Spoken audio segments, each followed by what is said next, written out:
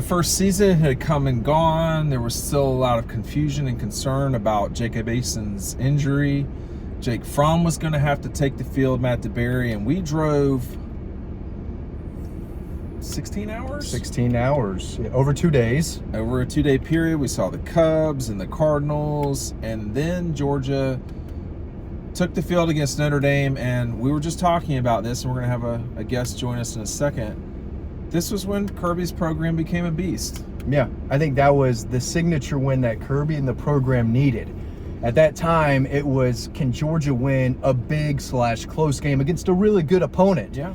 And Notre Dame was a good team, and they went up there, and they didn't play great. There were some mistakes, but they won the game at the end. They made the plays, I think, defensively, too. That's what a lot of Georgia fans wanted to see, was that Kirby Smart defense led by, at the time, it was Lorenzo Carter, Davin Bellamy, but then that was also the emergence of Roquan Smith, who had 1 billion tackles in the game, was just an absolute monster all over the field. I think that was his breakout game, but it was also the breakout game for what we've seen ever since, which was dominant defense, key plays offensively. The Terry Godwin touchdown catch, one of the biggest catches in program history. Oh, really? Absolutely. Why?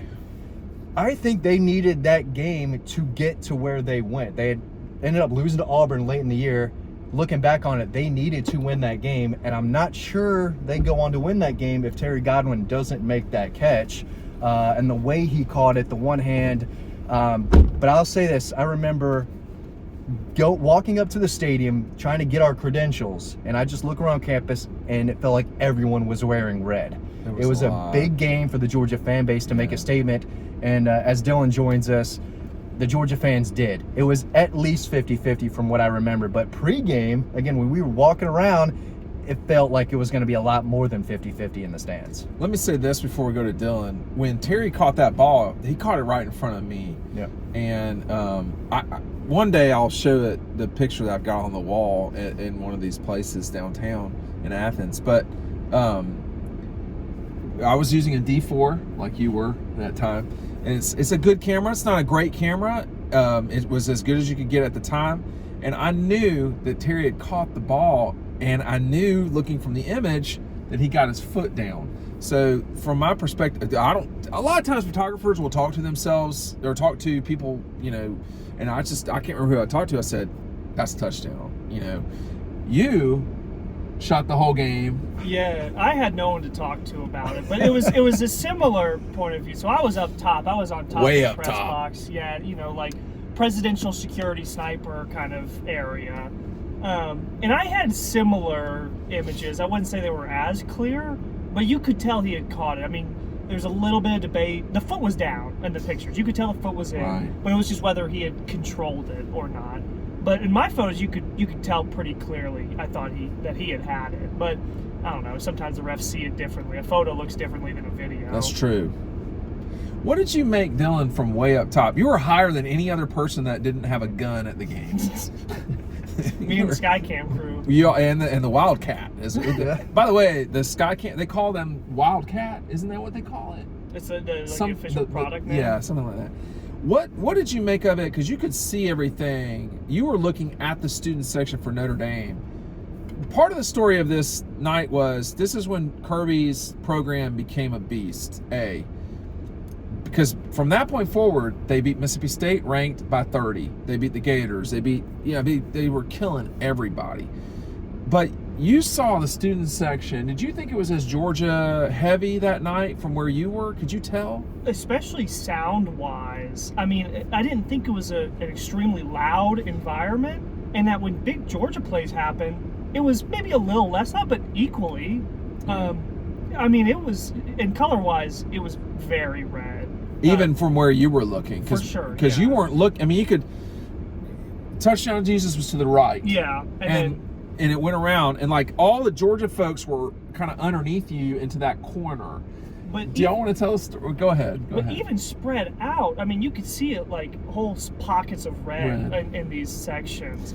It's one of the nicer stadiums, honestly. It was great. It was a very nice stadium, and like one of the things was after the game was a zoo, first of all, for a lot of reasons. I cannot find certain things from what happened after that game. We had to go, like, I don't really remember where the post game was. It was down in the corner. I was in the Kirby Smart post game. Okay. And I could tell. You could tell with jammed. Kirby, it was jammed, but that meant so much to him. And he talked about how much it meant to Davin Bellamy, who made the big hit. And I will say, I was in the press box behind glass, but you could hear the UGA chants when they forced the turnover. The game was over, and the Georgia fans, you could hear them, from the press box. They were going nuts, and they made the trip, and they've been traveling as well as any college fan base has ever since. So one problem that happened during that game for me was my batteries on my camera. It was colder, and in the cold, your batteries don't work as well, and so my battery was draining quick on my real camera. So, and I also had to swap out the lens. And Notre Dame, like, great place to go, but they had us set up, like, I wouldn't say it wasn't a mile, but it was like a significant way away. So I had to, like, sprint through Notre Dame Stadium to get it after Davin made that play for post-game pictures and so forth. And so, like, I was, like, out of breath, not because Georgia had won, because I was having to run back and forth. It was probably 600 yards through people and then back to the field, and I thankfully got back there in time, because they won that game with about 2 minutes to go. I felt like it was less. It might have been. Rodrigo hit the field goal to go up, and then they needed that stop. But Notre Dame got a first down, didn't they? On that final drive? Yeah. They may have got one. And then and then they ended on third down, not on fourth. Or was it second down when he stripped him? It may have been second or third. It might have been. Yeah. They weren't out there for a long time. No. He got pretty quick. I mean, they were still in their own half. They were. They were like at the 30, but like the when Georgia plays on the road and they have a significant audience of their people, which is usually the case, the sound of the stadium is different when the road team does something, whether you're at Sanford or somewhere else. Yeah. And this was a high-pitched, thing. But when it was Lorenzo that stripped him, Davin got it, or did I get that the wrong way? I think Davin hit him because he beat the guy with the speed, and then he crushed him from behind. Ball flies out, and I think Lorenzo Carter jumped on I it. think that's right. But after the game, I want to tell this story because it's been 7 years or something like that. So, like, one thing was, y'all were like, well, we should just, kind of go get a drink after this. It was like 1 o'clock in the morning. It was later. In the middle of nowhere. And it was cold. And it was like out. 30 degrees. And y'all were like, hey, so we, looked it up, and you could not get drinks in Indiana. So Notre Dame's in Indiana, for those who were keeping score at home, because it seems like it's in its own world, but it's not. It's in Indiana, almost Michigan, almost Chicago. Yeah. So we're in the middle of nowhere, and like someone said, so I guess we're not going to drink. So, and then I would imagine it was me that said, well, we'll just go to the Georgia section. In Scavenger. I thought that was a joke. I mean, you thought I was joking. Yeah, like to go get something. I mean, I knew people would drink, but like the volume that was there was nuts. You knew where the Georgia fans were sitting. Why? Go ahead. There are empty bottles everywhere. And the rest of the stadium did not have empty bottles. And like they had, like, I mean, I know half my family was Catholic, and they have no problem drinking, the Catholics, okay? So that's not an issue. But at this game, maybe they have it. So the Georgia fans that go on the road, they're there to party, okay? Yep. They're ready to watch the Dogs win and party. I don't know if that's the order or not. But it did not take long to get multiple selections of things. Well, and it wasn't just shooters. I think we found a full bottle of bourbon. Yes, which is that not is correct. Like someone accidentally left behind. Is it called way Bullet too or much? Bullet? Yeah, it was Bullet bourbon. So they're not even bringing a plastic bottle of whiskey and shooters. They're bringing nice whiskey.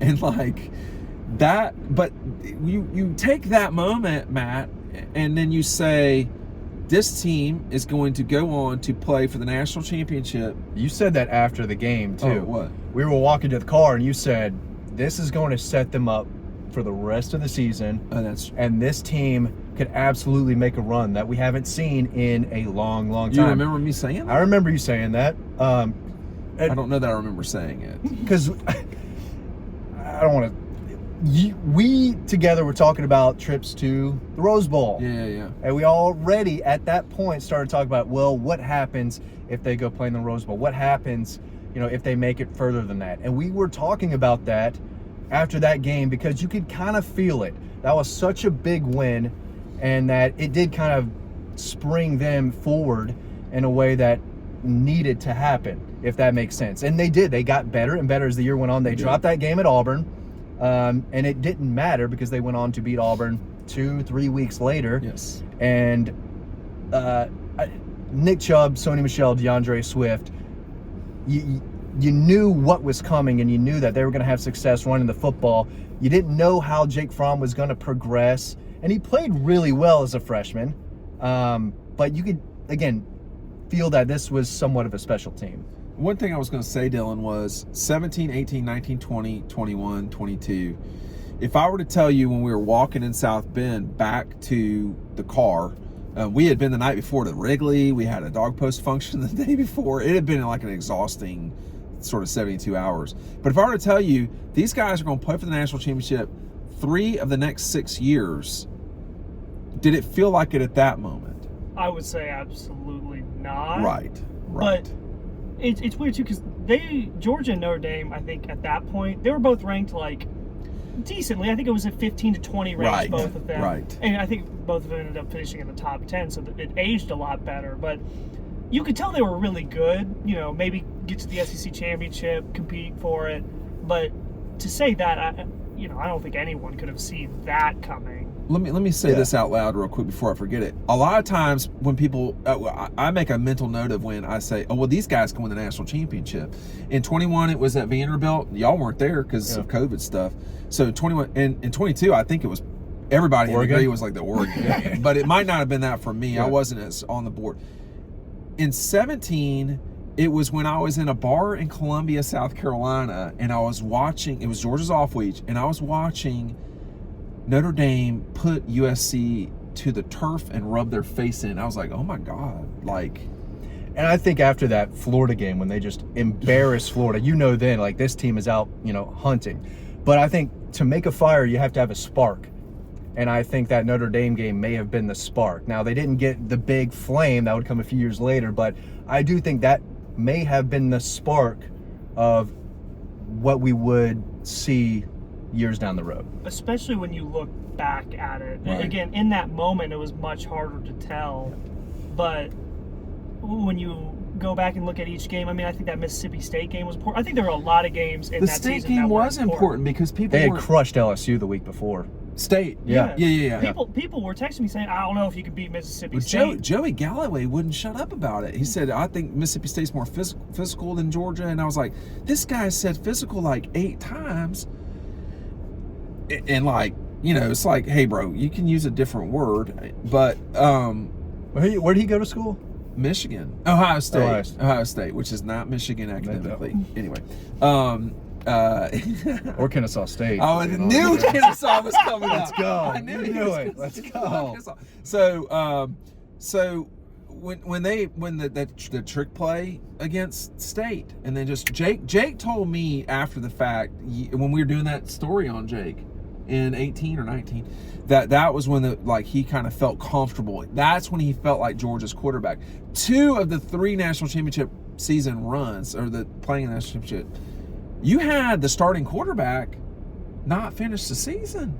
And part of what was going on in 17, if we flash back to that time, was people were wondering, when is Jacob Eason coming back? And the answer was, no time soon. Or ever. Yeah. When he had the fumble against Vanderbilt, which was not necessarily his fault, he got blindsided, but it was just like, oh my gosh, I can't believe this is ending like this. But it did. And but that night, and it was such a big, because Tony Eason played at Notre Dame.